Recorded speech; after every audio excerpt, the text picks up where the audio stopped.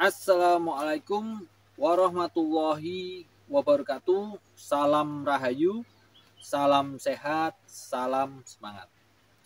Kibledek doakan semoga sobat-sobat Bledek selalu dalam keadaan sehat walafiat, rezekinya selalu lancar, selalu berbahagia dan selalu tetap semangat. Terlebih lagi untuk para subscriber Kibledek Kantil dan sobat-sobat Bledek yang sudah mendukung dan selalu mendukung channel Kibledek Kantil. Insya Allah tiap hari selalu Kibledek doakan semoga segala urusannya lancar. Oke, masih di podcast Kibledek Kantil atau single podcast ya tepatnya, karena di sini Kibledek hanya menjawab pertanyaan-pertanyaan dari sobat-sobat Bledek. Oke, di sini ada pertanyaan dari sobat Bledek yang bertanya tentang apakah nasab itu penting. Jadi di sini pertanyaannya ini mungkin karena beberapa waktu yang lalu ada rame-rame tentang nasab.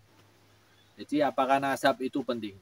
Oke, di sini akan Kibledek jawab sesuai dengan kapasitas dan pengetahuan Kibledek Kantil.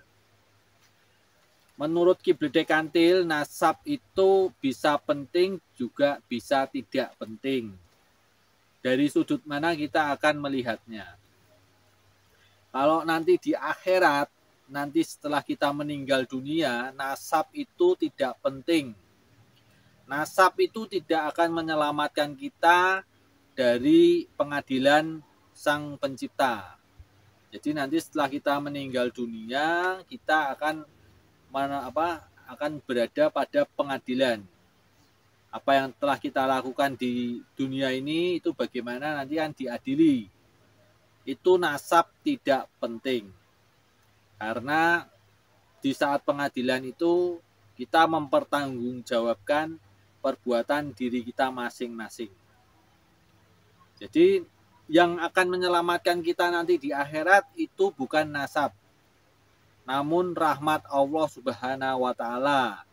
Jadi yang akan menyelamatkan kita selamat atau tidaknya itu adalah rahmat Allah. Jadi nasab, kedudukan, jabatan, harta benda dan semuanya itu tidak penting. Nanti di akhirat itu tidak penting karena semuanya itu tidak akan bisa menyelamatkan diri kita. Diri kita bisa selamat atau tidak itu karena rahmat Allah. Oke, itu dari sudut pandang kalau nanti kita di akhirat bagaimana. Lalu sudut pandang yang lain, nasab itu bisa penting. Jadi kalau kita masih hidup, jadi nasab di saat kita masih berada di dunia itu, kita setidaknya harus tahu diri kita ini nenek moyangnya siapa.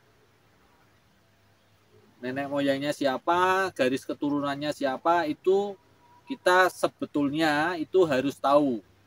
Kenapa? Pertanyaannya kenapa? Bukan untuk gagah-gagahan, bukan untuk kesombongan, maupun bukan untuk pamer, bukan. Kalau yang semacam itu salah. Kita harus mengerti atau mengetahui nasab kita bukan untuk itu, bukan untuk kesombongan, pamer atau gagah-gagahan, bukan. Tujuan kita mengetahui nasab kita, garis keturunan kita, siapa mbah-mbah kita, siapa nenek moyang kita atau leluhur kita, itu yang pertama. Kita mengerti leluhur kita itu siapa. Kalau leluhur kita itu memiliki sesuatu kelebihan atau semacam kesaktian atau kanuragan atau semacamnya, salah satunya mungkin leluhur kita ada yang memiliki kanuragan atau kesaktian pahit lidah. Jadi segala ucapannya mandi karena leluhur kita itu didampingi oleh suatu kodam pendamping atau kodam leluhur-leluhur ya. Nah, kalau kita sudah tahu hal tersebut, kita ada kemungkinan menuruni, ada kemungkinan kita mendapatkan terah ke arah semacam leluhur kita. Jadi kita harus berhati-hati dalam berbicara, karena berbicara kita bisa jadi mandi, atau bisa jadi ucapan kita itu gampang terkabul.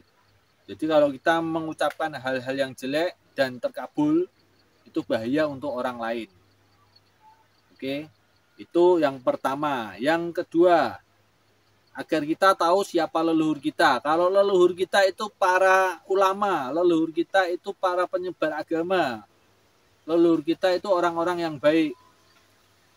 Kita harusnya malu kalau kita akan melakukan perbuatan yang jelek, perbuatan yang melanggar norma, perbuatan yang melanggar aturan-aturan agama. Itu kita akan malu. Jadi kita bisa introspeksi diri. Karena kita tahu leluhur kita itu siapa. Leluhur kita ternyata adalah penyebar agama Islam. Leluhur kita adalah guru-guru ngaji. Leluhur kita adalah para ulama. Jadi kita harus introspeksi diri, menjaga nama leluhur kita. Kita harus menjadi orang yang baik pula. Ya, itu yang kedua. Yang ketiga, agar kita tahu garis keturunan kita, siapa saudara kita, di situ kita akan menyadari bahwa hampir seluruh manusia ini bisa jadi adalah saudara kita. Jadi kita akan mudah tumbuh empati kita terhadap sesama manusia. Jadi dari tiga itu saja sudah sangat penting, kita harus mengetahui nasab kita. Leluhur kita siapa, kita harus tahu. Jadi tidak cuek-cuekan saja ya. Apalagi kalau kita sudah ngerti nasab kita, garis keturunan kita, di situ biasanya ada acara kumpul keluarga, ya, kumpul keluarga besar. Itu sebaiknya kita juga datang, juga silaturahmi lah ya. Jangan memutus silaturahmi karena bisa kepaten obor. Kepaten obor itu nanti kita nggak tahu siapa saudara kita, siapa sanak famili kita, apalagi siapa leluhur kita, kita mungkin sudah blank, sudah nggak ngerti. Makanya biasanya akhir-akhir zaman ini ada seseorang, orang-orang tertentu ya, bukan seseorang, orang-orang tertentu yang sedang mengumpulkan balung pisah. Mengumpulkan balung pisah itu berarti mencari jejak leluhurnya, mencari jejak saudara-saudaranya yang mungkin sudah lama tidak ketemu, tapi itu sebelumnya masih saudara satu garis keturunan. Oke, jadi di sini ada dua pendapat, kita mengerti nasab itu penting atau tidak, itu sebetulnya tergantung sudut pandang. Pendapat yang pertama itu tidak penting karena nasab itu tidak bisa menyelamatkan kita di akhirat. Karena di akhirat nanti itu kita bisa selamat hanya karena rahmat Allah Subhanahu wa taala. Itu yang pertama. Yang kedua, nasab itu penting karena agar kita bisa mengerti tentang leluhur kita. Kalau leluhur kita orang baik, kita bisa menjaga nama leluhur kita harus bisa menjaganya dan kita bisa menjadi orang yang baik pula. Nah, pertanyaannya kalau kita tahu leluhur kita ternyata penjahat atau waktu zaman dulunya itu gali dan sebagainya, ya kita harus bisa membersihkan nama leluhur kita. Kita memohonkan ampun kepada Allah Subhanahu wa taala atas kesalahan-kesalahan leluhur kita, dan kita berusaha menjadi orang yang baik agar nama leluhur kita yang sudah tercoreng itu bisa bagus lagi. Meskipun dulu mungkin di sana gali ya, atau penjahat lah ya, atau perampok dan sebagainya waktu zaman dulu mungkin 500 tahun yang lalu dan sebagainya. Tapi anak turunnya sekarang bisa memperbaiki nama leluhur, bisa menjadi orang-orang yang alim, bisa menjadi orang-orang yang arif dan sebagainya. Kalau leluhur kita sudah orang baik zaman dulunya, ya kita harus jadi baik, jangan mencoreng. Malah kalau kita tahu leluhur kita ulama, leluhur kita penyebar agama Islam, leluhur kita orang-orang baik pada zamannya, kita anak cucunya setelah 500 tahun atau 400 tahun berlalu, kita malah jadi berandalan dan sebagainya. Itu berarti mencoreng nama baik leluhur. Oke, jadi tidak ada salahnya kita mencari tahu nasab kita, mencari garis keturunan kita dari mana.